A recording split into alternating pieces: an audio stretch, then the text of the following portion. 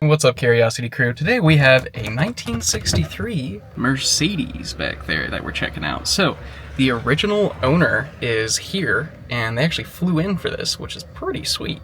So we're going to go and get some interview questions answered, and just cover some details about the car. It's gone through a pretty lengthy restoration process, and it's actually been detailed by Mike with Denver Auto Pro Detailing.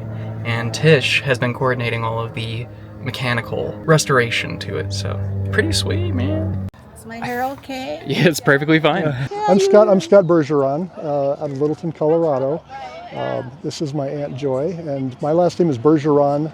Her last name is Bergevin. Yeah. So it's kind of, my mom had two very, very close last names. Originally it was Bergevin, and then it became Bergeron. So anyway, and this is Sadie. This is our 1963 Mercedes 220 SE Coupe. It's a fuel-injected 4-speed automatic car. It's all original with one paint job. It's had one interior refresh, but that's about it. I'm Joanne Dorothy Wakeman Bergevin. Joanne is my real name, and that's what's on the license plate of the car is Joanne. My husband and I were just looking for a car for me, and we stopped at a used car lot, and it's actually Harris Ford in Linwood, Washington. And I had a little girl in the car that she was sleeping. I was holding her. I didn't get out of the car. And I didn't think we'd find anything that day anyway, because I didn't even know what we were looking for. So he came back to the car and he was all excited. He says, I found this Mercedes. It's like new, and it's only $2,500, and they don't know what they've got. And before we left, he'd bought the car, and I still hadn't seen it. And this was in, what year was that? Was that 1967 or 8? Wasn't it? Must have been about 66. 66. Okay. Yeah. Oh, I just thought it was beautiful, and I felt like it was a heavy car that was safe. Yeah. And I loved everything about it. Of course, the radio and everything worked in those days. The story was that this couple had gone to Germany, and they bought the car. And they did some touring, and then they shipped it back to Seattle. And they didn't keep it a long time. I think maybe because it was they were older, and I don't know what the deal was, but maybe they needed the money or something. And we got it. So how old were you when you bought it?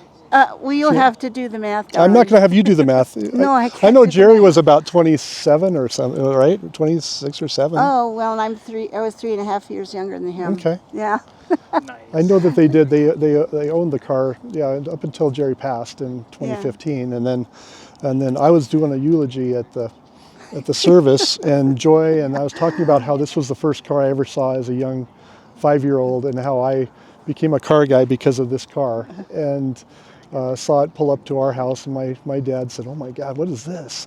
And he thought it was the coolest thing ever, and I did too from that point. And so Joy and Julie, my cousin, were in the audience saying, "You need to buy it. You need to fix it up. It needs to stay in the family." So that's why I picked it up, and I had it shipped down to Colorado here, and had it restored and got it running again. Pretty much the paint was already done, and the interior was done. Jerry had already done that, but we didn't know it at the time though until we pulled the cover off, and it was all, the paint was really, really nice. And Justin, looked at me and said, "Well, yeah, Jerry had this done in 1995 and had the interior done," and so it was pretty neat. Yeah, the leather had a lot of sun damage. I remember driving down Nevada and through Nevada. They had no speed limits that way, so we were going 90, 110 down the road and hit a pheasant, or the fence, and it made kind of a bang. I thought, what in the heck is that? We pulled over, and there was a little dent in the grill. So the very next town we went to, we went and got a rubber hammer, pounded it back out. You could never tell anything had happened. Stuck the grill back on, and away we went. So that was one of the things I went, oh my God. The other time was when Scott had somebody loaded on a trailer to bring it down here. I thought I would never see it in one piece. I didn't know how it was going to get down here. I thought, what if there's a huge hailstorm? What if he gets hit by a car? What if the trailer was so close to the ground? I thought, what if the trailer drags on the ground? But He took such good care of her. I'm very proud of him. Oh, That's awesome. Right now, the memories. My kids sliding around in the back seat. That's what they remember. yeah. There's seat belts in the front too, but none in the back. So Yeah, well, I had some put on in the front, but they really don't do any good. But I thought if a policeman pulls me over, at least I had made an effort. But so we did get pulled over one time with the kids in the car, and he didn't say anything about my driving. He just talked about the car. Oh. And the kid said, "Mom, he just pulled you over to see the car." I said, "I know." It's the best. yeah. So How about for you? Oh, I think just it's just very sentimental. I mean, it's been in my life since I was 5 years old. So it meant a lot to bring it down and to get it running and to get it, to where it's roadworthy again, and it is. That's the nice part, is driving it around is just very, very sentimental, and it's awesome. when I saw it today, I cried. Yeah. Cried with happy. Good. Oh my goodness. Well, when it got older and we couldn't find people that knew how to fix it. It seemed like every time we'd have something worked on, something else would be wrong. I would agree. Yeah. Yeah, and that was the hardest part. And then by the time we had 7 kids and 19 grandchildren, no, not quite that many yet, but Yeah, I have close. 21 now. Close. But we kept the car, but I got a 9-passenger station wagon to call all the kids and the dogs in, try to keep the car in good shape. Yeah. But it sat in the garage, and when people would come over, Jerry would take the cover off and show her off. He was so proud of his car. 3 years ago, I had the keys to the car in my sedan, in my Audi sedan, and somebody rifled through the car and stole everything out of the console, including the keys. And I didn't know how hard it was to make keys for a 63 Mercedes. And everyone said, oh, this guy will do it and that guy will do it. And it went back and forth with 4 or 5 different people trying, and it took forever to find somebody. So all I would say is to anybody, just whatever old car you've got, make 2 or 3 sets of keys, put 2 of them in the safe and call it good. But I didn't know that at the time. I didn't know it was going to be virtually several years out of its life just trying to find the right thing. I wasn't working on it full time, but it did take a lot. So Right. And to get the registration. and to get registration from the title, out of state title, and yeah. We don't know what Jerry did with the registration. We couldn't find it anywhere. I'm going to say a big shout out to Tish Gantz, because she's the one that found all the keys for the place and for the car, and it was really cool to finally see it back on the road just from that. But that was really a pain, a total pain. So just that's the biggest downside to it. Other than that, no, it's been great. It's been great. Yeah. And then you flew all the way out here from Washington? Yeah. Nice. Left Seattle yesterday morning. I have to show you, ever since I let home my daughter Julie, he is the nicest man. Is so thoughtful. He asked my daughter Julie if she could accompany me before he asked me. Oh. And when he called me, and at first I was kind of stunned, and then I bawled and laughed for a half an hour after that. And I wasn't sure what to expect. I didn't really know what the mechanics were going to be, but I told my friends, and they're all excited, waiting for pictures. My family's going to get lots of pictures too. Julie, is there something else we should talk about? What do you remember?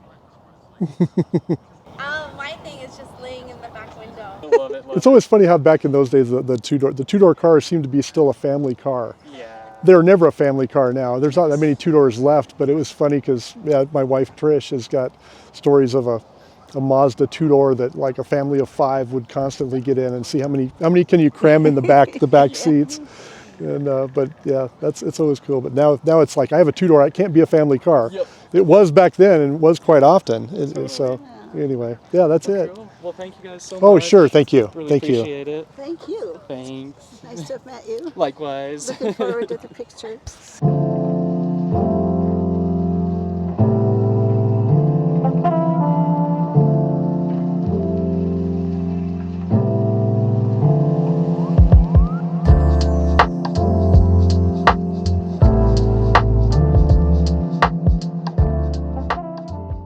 And Tish, you helped out, like, get this back on the road a little bit, right?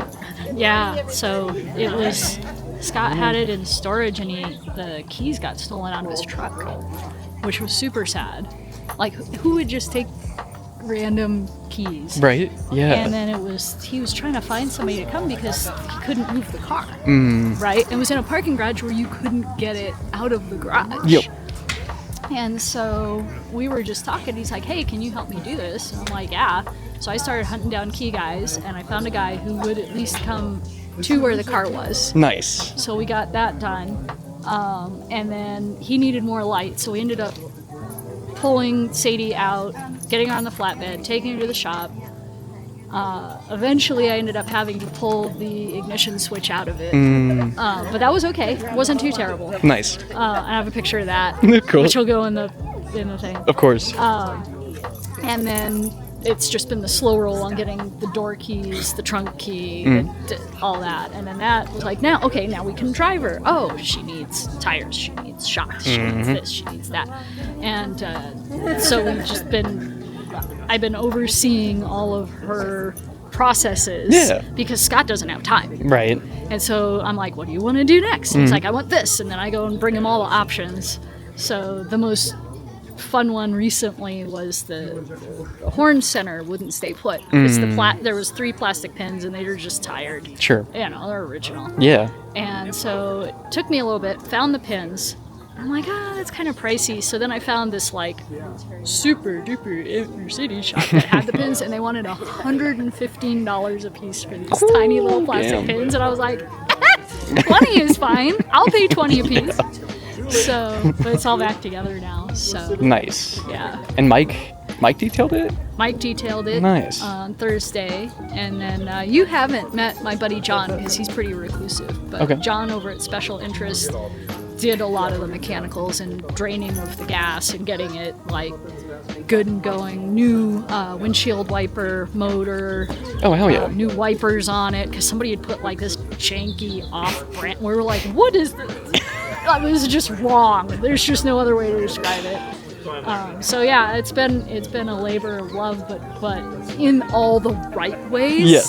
You know, where it's like every time we find a piece, everyone's excited. Yeah. So It's like a scavenger hunt. It's like a scavenger hunt, but it's unbelievably original and been in the family. It's a 63, but it's been in the family since 68. Nice. And her husband bought it for her. And we even have the original vanity plate that says Joyanne on it. So she cute. wants her picture with that. That's so cool. No, it's just, she loves the car. And yeah, those were fun to take off. Lots of little tiny screws. I bet. Lots of little tiny screws. It's actually really great. Like compared to modern cars, everything is just regular hardware. So once you figure out how to get to it, it's like all you need is a screwdriver. There's not like I need this clip thing and this plastic bit's gonna get me. Like it's just screws. You're not dealing with like crazy electrical problems, I imagine. So no crazy electrical. No. And a fun fact: this is fuel infected. Mechanical fuel injection. Huh. Yeah, like a Corvette. That's extremely rare for its time. Extremely rare for its time. So cool. It's really neat that it's got that, and we'll do, obviously open the hood and do the thing. Yeah. Well, seems like you did an awesome job. I did. We still, there'll still be things that she needs, so I'll still be around to like be helping out and everything. But Scott's so happy because he's like, I want to like enjoy this car, or I need to sell her, but I can't do it. And I'm like, don't freaking sell her. Right. Let's get it done. Yeah. Right? And now I don't think he will anytime soon, and especially after this and seeing with his aunt and everything. So, but yeah, when the uncle passed, and she was kind of like, oh, it's just been a shelf in the garage for all these years, and so kind of the rest of the family's like, Scott, you're a car guy, you should buy this. And so I wouldn't say he reluctantly did, but he was like, well, okay, and then the stuff happened where he couldn't get the keys and everything. He's like, I'm not being a good owner, and now he's like, now I can be a good owner, I can drive her, and I can do the things. So nice. But yeah, it's nice to see her all shined up. I mean, she was clean before, but after Mike got done with her, just yep. Absolutely perfect.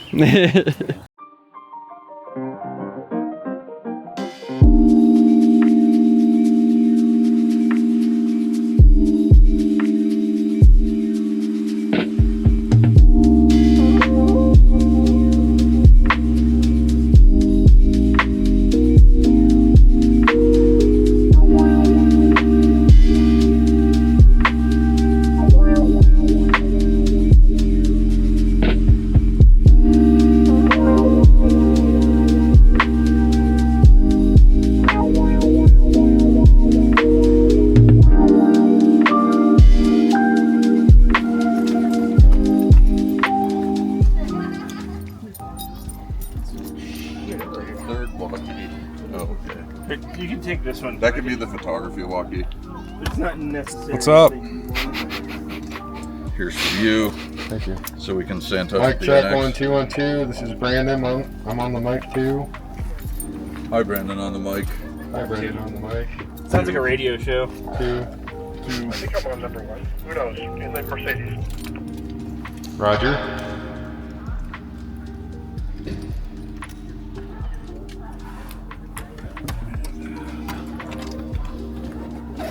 The lens is in the bag. In the bag. The bag. Airport TSA is worst nightmare. Who's that? This is a series. Guest appearance. Hi, this is how I go. It's cool. That was a great way to start the video there. I don't share that sentiment. We're not gonna die.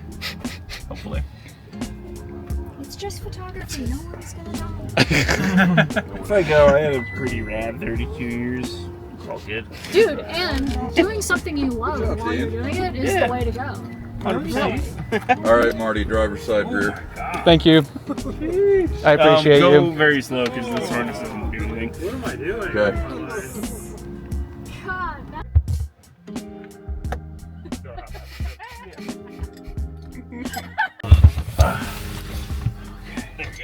Thank you. That might be somewhere. That looks much better. I feel like I'm sitting in a Chanel store or something. thank you. Ooh, yeah, it's fancy. Yeah. The AC doesn't work, so. Oh, that's fine. I'm used to that. I have nothing with air Get this guy in conditioning. the center first. I can like zoom like this. Thanks, guys. See ya. Cool story, cool car. I like that. Thank